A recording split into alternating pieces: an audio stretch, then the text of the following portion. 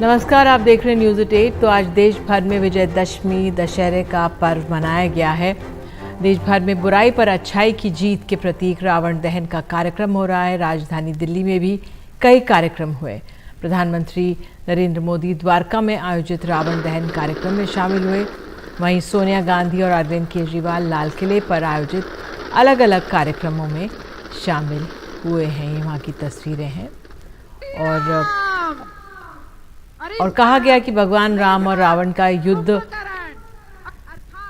आइए सुन लेते हैं प्रधानमंत्री ने क्या कहा। आने वाली पीढ़ियों का ध्यान रखते हुए हम ज्यादा से ज्यादा पानी बचाएं। हम नेचुरल फार्मिंग के प्रति, प्राकृतिक खेती के प्रति किसानों को ज्यादा से ज्यादा जागरूक करेंगे। हम सुपर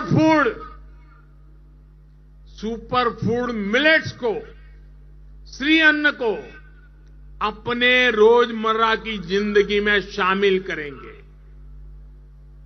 इससे हमारे छोटे किसानों को और हमारी अपनी शहद को बहुत फायदा होगा।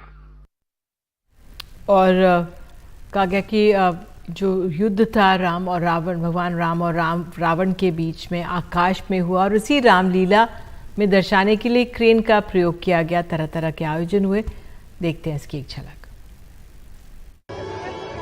रामायण में जब भगवान राम और रावण का युद्ध होता है तो एक समय ऐसे आता है जब युद्ध धरती पर नहीं बल्कि आकाश में लड़ा जाता है। तो उसी को दर्शाने के लिए देखिए, ये क्रेन के जरिए हवा में उठाया हुआ है। एक बार क्रेन देखिए, थोड़ा एक तरफ रावण है और ये देखिए दूसरी तरफ ये भगवान राम है। ये देखिए क्रेन पे लटके हुए हैं।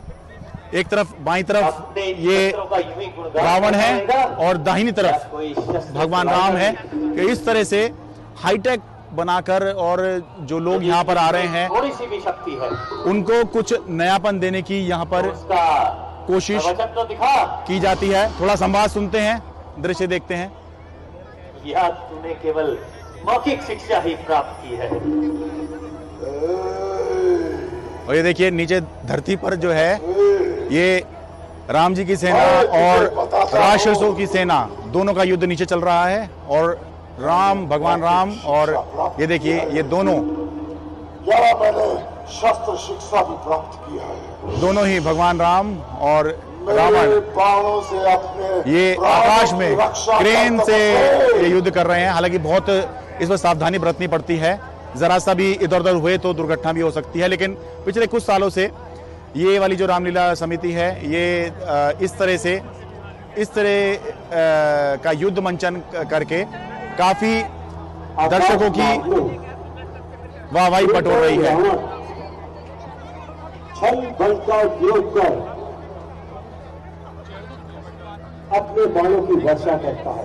नीचे वहीं दूसरी ओर लाल किला दिल्ली से अपने कैमरा सहयोगी आजम सिद्दीकी के साथ मैं शरद शर्मा, एनडीटीवी इंडिया। तो शरद शर्मा रामलीला मैदान से बता रहे थे रावण दहन के पहले जो हो रहा था। और अब आपको हम 15 तस्वीरें दिखाते हैं देश भर में अलग अलग जगहों पर जहाँ पर रावण दहन हुआ। गोधुली बेला में होता है और ये तस्वीरें आ रही हैं। 15 शहरों से अलग अलग ये तस्वीरें आई हैं रावण दहन की। दशहरा विजयदशमी का त्यौहार पूरे हर्षोल्लास के साथ देश भर में मनाया जा रहा है। और त्योहारों के जरिए राजनीति देखने को मिलती ही रहती है। मुंबई में आज दशहरे रैली में शिवसेना, उद्धव गुट और शिंदे गुट का शक्ति प्रदर्शन हुआ। दशहरे के अवसर पर शिवसेना की रैली होती है, लेकिन अब शिवसेना टूट चुकी है और अब 2 अलग अलग रैलियां हुई। उद्धव गुट की रैली शिवाजी पार्क में, वहीं आज़ाद मैदान में मुख्यमंत्री एकनाथ शिंदे की गुट की रैली हुई। दोनों की कोशिश थी कि ज़्यादा से ज़्यादा शिव सैनिकों को अपनी तरफ मोड़ा जाए। तो हमारे दोस्त सहयोगी हमारे साथ मौजूद हैं। तो आज़ाद मैदान जहाँ एकनाथ शिंदे गुट की रैली है वहाँ मौजूद हैं सुनील सिंह और शिवाजी पार्क में हमारे रौनक कुबडे मौजूद हैं। तो सुनील, अगर पहले क्या आंकलन, कौन से इलाके में ज़्यादा शिव सैनिक पहुंचे या राजनीति किस तरह से हो रही है, जरा बता दीजिए।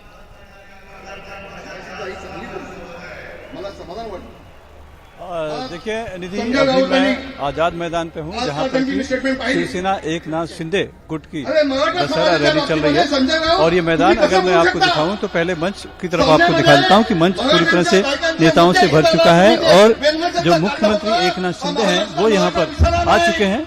और एक कुर्सी आप देखेंगे तो खाली रखी गई है, रिक्त रखी गई है, जिसपे केसरिया कपड़ा रखा गया, उसका भी पूजन किया। वो दरअसल बाला साहेब ठाकरे जो हैं उनके लिए रखी गई है और उनके सम्मान में रखी गई है। और ये जो भाषण है, यहाँ की जो सभा है, वो यही कहना है कि बाला साहेब के विचारों का सोना जो है लोगों में बांटने के लिए रैली का आयोजन किया गया है। और दूसरी बात आप देखेंगे तो किस तरह से लोग जो है बड़ी संख्या में जो कार्यकर्ता आए हैं इस सभा में शामिल होने के लिए। पूरा मैदान जो कि लगभग 1 लाख कुर्सियों की यहाँ व्यवस्था की गई थी। शाम तक लगभग 6 से 7 बजे तक ऐसा लग रहा था कि शायद सभी कुर्सियां नहीं भर पाएंगी, लेकिन अभी हम जहाँ तक देखेंगे तो पूरा का पूरा हमें देखिएगा कि कार्यकर्ता खचाखच यहाँ पर भर चुके हैं और जो कुर्सियां हैं वो सभी यहाँ पर भर चुकी है, पूरी भर चुकी है। ये कह सकते हैं कि सभा जो है यहाँ से व्यवस्था की गई थी। जो उम्मीद थी लगभग उतने लोग आ गए हैं यहाँ, जो दावा किया गया था हालांकि 2 लाख था, लेकिन अभी उतनी भीड़। बिल्कुल सुनील, और अब रौनक के पास चलते हैं। रौनक, वहां पे शिवाजी पार्क पे किस तरह का माहौल है, वहां पे कितनी तादाद में लोग मौजूद हैं, वहां से क्या संकेत मिल रहे हैं उद्धव गुट के लिए?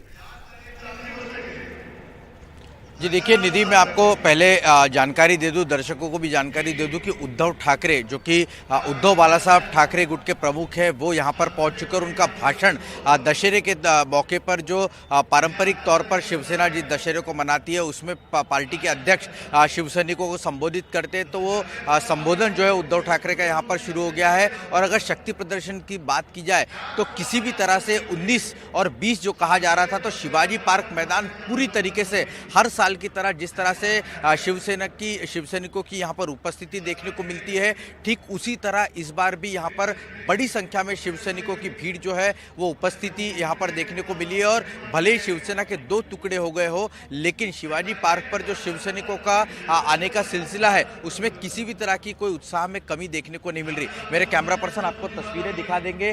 दरअसल इन दोनों की रैली की तरफ शक्ति प्रदर्शन के तौर पर देखा जा रहा था। पूरा मुंबई शहर अगर देखे तो जगह जगह पर पोस्टरबाजी से भरा पड़ा दिख रहा था, लेकिन आज मुख्य तौर पर उद्धव ठाकरे के इस भाषण की तरफ जो निगाहें होगी कि कई ऐसे मुद्दे हैं जिसको लेकर वे सरकार को घेर सकते हैं, जिसमें प्रमुखता से मराठा आरक्षण का एक मुद्दा है जो कि महाराष्ट्र में आने वाले दिनों में सरकार की मुश्किल बढ़ा सकता है। लिहाजा उद्धव ठाकरे उस पर क्या कुछ कहते हैं। और ये भी बताने की कोशिश उद्धव ठाकरे उनके गुट की तरफ से की जा रही थी कि एक मैदान, एक नेता और एक विचार, इसी शिवाजी पार्क मैदान पर शिवसेना की स्थापना हुई थी। और तब से ये जो प्रथा चली आ रही है कि दशहरे के मौके पर शिवसेना के जो पार्टी अध्यक्ष होते हैं वो कार्यकर्ताओं को, शिव सैनिकों को संबोधित करते हैं, वही प्रथा यहाँ पर है और रियल शिवसेना यही है, यही दावा जो है किया जा रहा है। लेकिन निगाहें उद्धव ठाकरे की भाषण की तरफ है कि क्या कुछ अपनी बातों में भाषण के जरिए वो क्या कुछ मुद्दे रखते हैं। जी बिल्कुल रौनक, बहुत बहुत धन्यवाद आपका। सुनील, आपका भी बहुत बहुत धन्यवाद वहाँ की ज़मीनी स्थिति बताने के लिए, दिखाने के लिए। तो शिव सैनिकों में उत्साह कम नहीं है। बहरहाल आइए आगे बढ़ते हैं। महुआ मोइत्रा मामले में आईटी मंत्री अश्विनी वैष्णव ने दिया है बीजेपी के सांसद निशिकांत दुबे को जवाब।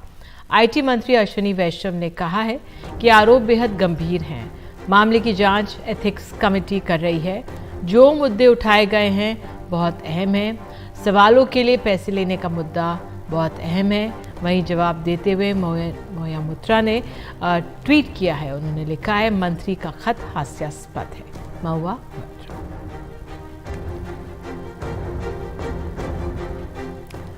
और अब खबर मध्य प्रदेश से। मध्य प्रदेश के उज्जैन में महीने भर फैले खून से लथपथ आधे कपड़ों में कई दरवाजों पर दस्तक देने की तस्वीर ने एक बच्ची की पूरे देश को झकझोर दिया था।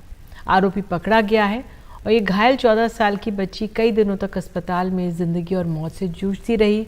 खबर सुर्खियों में रही। सरकार ने बड़े बड़े वायदे भी किए, अब वो अपने घर पहुंच गई है, तबीयत तो उसकी ठीक हो गई है, लेकिन सरकारी वायदों के जख्म जस के तस है। देखिए एक रिपोर्ट। महीने भर पहले इस बच्ची के जख्म ने पूरे देश को झकझोर दिया था। एक ऑटो रिक्शा चालक ने उसके साथ कथित तौर पर बेरहमी से बलात्कार किया खून से लथपथ आधे कपड़ों में उज्जैन की सड़कों पर वो मदद की गुहार लगाते दिखी, लेकिन सबने आंखें मूंद ली। एक सन्यासी ने पहले पुलिस फिर उसे अस्पताल पहुंचाया। आरोपी पकड़ा गया, सरकार ने बड़े बड़े वायदे किए, जिंदगी चलती रही। उसने मध्य प्रदेश की आत्मा को घायल किया। बेटी मध्य प्रदेश की बेटी है, उसकी हर तरह से हम चिंता करेंगे। पर्व त्योहार मनाए गए, राज्य चुनावी शोर में डूब गया। 12 अक्टूबर को पीड़ित अस्पताल से डिस्चार्ज होकर घर पहुंच गई। महीने भर बाद जब बच्ची के हालात को देखने एनडीटीवी की टीम सतना के करीब उसके गांव पहुंची तो क्या पता लगा, सुनिए। सबसे बड़ी चौंकाने वाली बात यह है कि सतना डिस्ट्रिक्ट हेडक्वार्टर से लगभग 20 किलोमीटर दूर ये जो गांव है जहां पर पीड़िता है, उज्जैन में 1 माह एडमिट होने के बाद वहां वापस आ चुकी है, लेकिन आज दिनांक तक शासन प्रशासन के किसी नुमाइंदे ने यहां तक आने की जहमत तक नहीं उठाई है। फूस के झोपड़े में डरी सहमी बिटिया बैठी थी। बगल में सुलगता चूल्हा और घर बता रहा था कि कैसे सरकारी योजनाएं इस घर से रूठी हैं। महीने भर पहले वो जिंदगी और मौत से जूझ रही थी। अब पानी तक लाने के लिए घर से 300 मीटर दूर अपनी चाची के साथ जाती है, खाना बनाती है। वापस आने के बाद यहाँ के जो जिला प्रशासन है, इससे कुछ लोग मिलने आए आपके पास में अभी तक? हाँ, तो जो जिला उला के कोई नहीं आया मेरे पास। जानकारी तो है, लेकिन अभी तक उसको कोई अभी लाभ नहीं मिला है। लेकिन अभी सुरेंद्र सिंह गहवाल जी आए थे तो उसके लड़के को 1500 रुपए दे के गए थे, थोड़ा बहुत ये सब्जी भाजी के लिए, और मेरे को कोई जानकारी नहीं। शासन प्रशासन से कोई भी नहीं आया? ना, कोई नहीं आया। पड़ोसी बताते हैं घर लौटने के बाद जो सबसे बड़ी मदद मिली वो बीजेपी उम्मीदवार से 1500 रुपए सब्जी भाजी खरीदने के लिए। सरकार से सवाल पूछा लेकिन जवाब मिला नमस्कार। भाजपा कितनी सीटें हैं उज्जैन में? कितनी सीटें? परिवार का दावा है उन्हें सरकार से इकलौती जो मदद मिलती है वो है 600 रुपए हर महीने सामाजिक न्याय पेंशन। लाडली लक्ष्मी, लाडली बहना, नारी सम्मान, महिला आरक्षण, आधी आबादी को पूरा हक देने की हर दल वकालत कर रहा है, लेकिन हकीकत उज्जैन से सतना आते ही साफ हो जाती है। जो नाबालिग सिर्फ 12 दिनों पहले जिंदगी और मौत से जूझ रही थी, आज वो पूरा घर परिवार संभाल रही है। बूंद बूंद पानी भी खुद भर कर ला रही है, जो कुछ दिनों पहले तक अस्पताल के बिस्तर पर पड़ी थी। सतना से अपने सहयोगी ज्ञान शुक्ला, निवाड़ी से मयंक दुबे और भोपाल से कैमरा पर्सन रिजवान खान के साथ अनुराग द्वारी, एनडीटीवी इंडिया।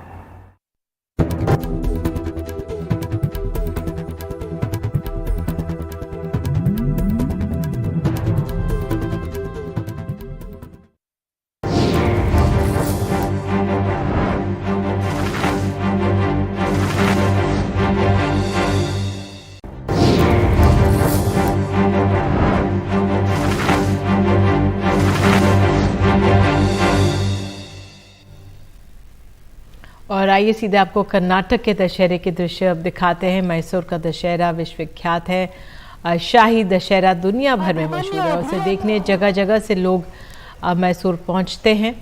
और ये गोल्डन हौदा इसे कहा जाता है, सोने का बना हुआ है।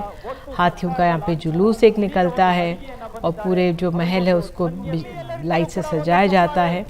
और इस जुलूस को देखने के लिए ही जैसे जैसे शाम ढलती है, रात होती है, तो ये नज़ारा बेहद सुंदर हो जाता है। और पूरे साल भर शाही दशहरे का इंतज़ार किया जाता है। विदेशों से भी लोग इस दशहरे को देखने के लिए पहुंचते हैं। और उधर पश्चिम बंगाल में विजयदशमी के मौके पर सिंदूर खेला की परंपरा है, जिसमें महिलाएं पारंपरिक साड़ियों में एक दूसरे को सिंदूर लगाती हैं, माँ दुर्गा को सिंदूर लगाती हैं, उन्हें विदा करती हैं। इस मौके पर नृत्य और गीत के साथ माँ दुर्गा की आराधना की जाती है। ज़्यादा जानकारी दे रहे हैं हमारे सहयोगी सौरभ गुप्ता। दुर्गा पूजा का समाप्ति इस रिचुअल से मनाया जाता है, जहां पे माँ दुर्गा के ऊपर विवाहित महिलाएं सिंदूर लगाते हैं और एक दूसरे के ऊपर भी सिंदूर लगाते हैं। इसे कहते हैं सिंदूर खेला, जो दुर्गा पूजा का समाप्ति को मार्क करते हैं। और बहुत महिलाएं, जो विवाहित महिलाएं इस रिचुअल में हिस्सा लेते हैं। ये केवल नारी शक्ति की सेलिब्रेशन नहीं है, ये अपने अंदर जो शक्ति है, नारी पुरुष मिलकर ये पांचों दिन हम जो माँ की पूजा करते हैं, ये